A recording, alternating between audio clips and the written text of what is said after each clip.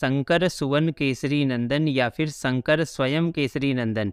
ये विवाद हनुमान चालीसा में तब आया है जब रामभद्राचार्य जी ने आज से करीब एक आध साल पहले एक बात बोली थी। उन्होंने कहा था कि हनुमान चालीसा में बहुत सारी त्रुटियां हैं। उन्होंने 4 से 5 त्रुटियां गिनाई भी थी और ये बोला था कि इन त्रुटियों को आप ठीक कर लें।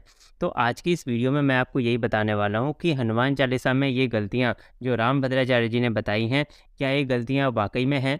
क्या जो हम हनुमान चालीसा पहले से पढ़ते आ रहे थे, सालों से जो हम हनुमान चालीसा पढ़ते आ रहे थे, अब उसमें हमें कोई चेंज करना पड़ेगा, कुछ बदलाव करके हमें पढ़ना पड़ेगा?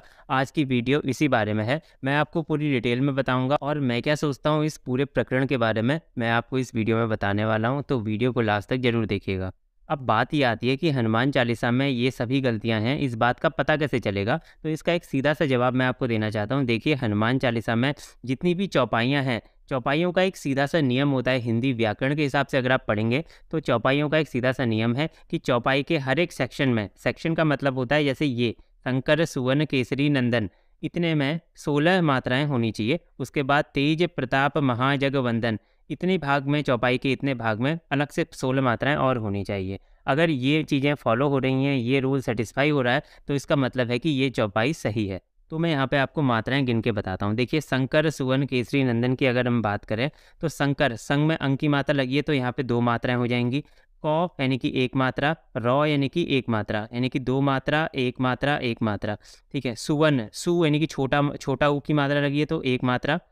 व और नौ, इसमें कोई मात्रा नहीं दी, यहाँ पे 1 और 1 मात्रा लग जाएंगी। के यानी कि एक ही मात्रा लगी, लंबा स्वर है तो यहाँ पे 2 मात्रा हो जाएंगी के में।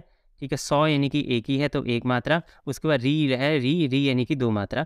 उसको नंदन, नंदन की बात करें तो नंदन में नन अंक की मात्रा लगी है यानी कि 2 मात्रा। दो 1 मात्रा, नौ 1 मात्रा। अब इन सबको जोड़ दो। 2, 1 3, 1 4, 1 5, 1 6, 1 7, 8 9 10 11 12 13 14 15 16, यानी कि यहाँ पे कितनी मात्राएं हो गई? 16 मात्राएं हो गई। ठीक है। आप गिनती भी कर सकते हैं, अभी ये 16 मात्राएं हो गई। ठीक है। अब इसकी गिनती करेंगे तो यहाँ पे भी 16 मात्राएं आएंगी। देखिए, ते यानी कि एक ही मात्रा लगी है, लंबा स्वर है तो 2 मात्राएं। जौ में कोई मात्रा नहीं है, मतलब जौ में औ की मात्रा लगी है यहाँ पे, तो इंडिविजुअल मात्रा है तो 1 मात्रा। प्रो ताप, प्रो में 1 मात्रा। ता यानी कि लंबा स्वर है 2 मात्रा। पौ यानी कि 1 मात्रा। मौ 1 मात्रा। हा 2 मात्रा। जौ गौ यानी कि 1, जौ में 1, गौ में 1। 1 अंक की मात्रा लगी तो 2 मात्रा। दो और नौ, दो में 1 मात्रा, नौ में 1 मात्रा। अब आप गिनती कर लो यहाँ पे कितनी मात्रा होंगी? 2, 1 3, 1 4, 5 6, 1 7, 1 8 9 10 11 12 13 14 15 16, हो गई ना 16 मात्राएं। तो यहाँ पे जो पहले पुरानी जो हनुमान चालीसा हम पढ़ते आ रहे थे, शंकर सुवन केसरी नंदन तेज प्रताप महाजगवंदन, ये लाइन जो हम पहले से पढ़ते आ रहे थे, इसमें तो 16 मात्राएं हैं। यहाँ पे 16 मात्राएं हैं, यहाँ पे भी 16 मात्राएं हैं।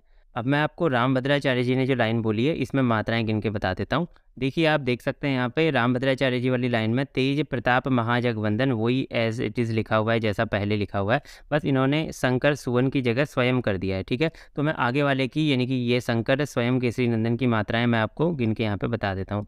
देखिए, सबसे पहली बात है संग में कितनी मात्रा होंगी, मैंने बताया था संग में कितनी मात्रा होंगी, 2 मात्रा हो जाएंगी।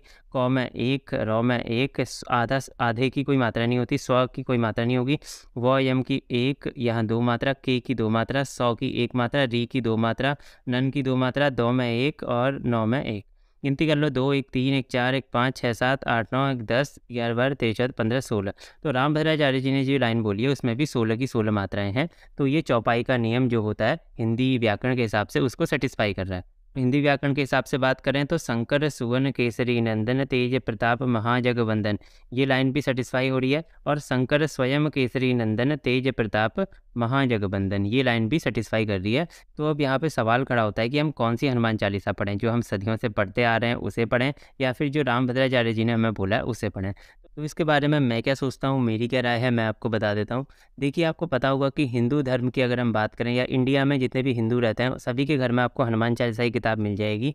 तो हनुमान चालीसा इतना पॉपुलर ग्रंथ है, अगर इस ग्रंथ में गलतियाँ होती या फिर कोई त्रुटियाँ रह गई होती या प्रिंटिंग मिस्टेक होती या किसी भी टाइप की मिस्टेक होती, तो हमारे जितने शंकराचार्य हैं या फिर जितने भी महापुरुष अभी तक इंडिया में पैदा हुए हैं जब से किताबें छपना शुरू हुई हैं, वो लोग इन गलतियों को हाईलाइट ज़रूर करते और ये बताते कि देखिए हनुमान चालीसा में ये लाइन जो है, ये इस पुराण से संबंध नहीं रखती, तो हो सकता है कि गलत हो, सही हो, ऐसा वो लोग कहते। अगर धर्म के मामले में मैं बात करूँ तो शंकराचार्य जी से ऊपर किसी की पदवी नहीं होती।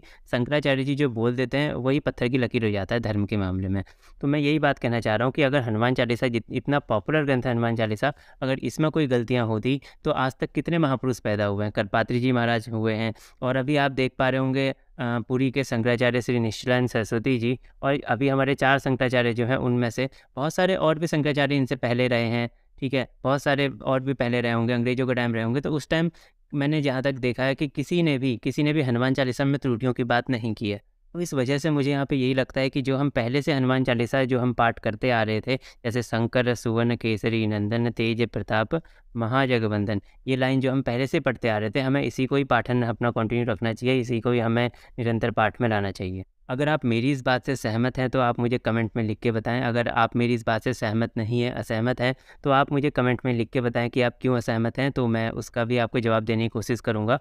अगर इसके अलावा आपके मन में कोई और प्रश्न खड़ा होता है, धर्म से रिलेटेड, हिंदू धर्म से संबंधित कोई प्रश्न खड़ा होता है, तो आप मुझे कमेंट में पूछ सकते हैं। चलिए मिलते हैं अब किसी अगली वीडियो में किसी दूसरे टॉपिक के साथ।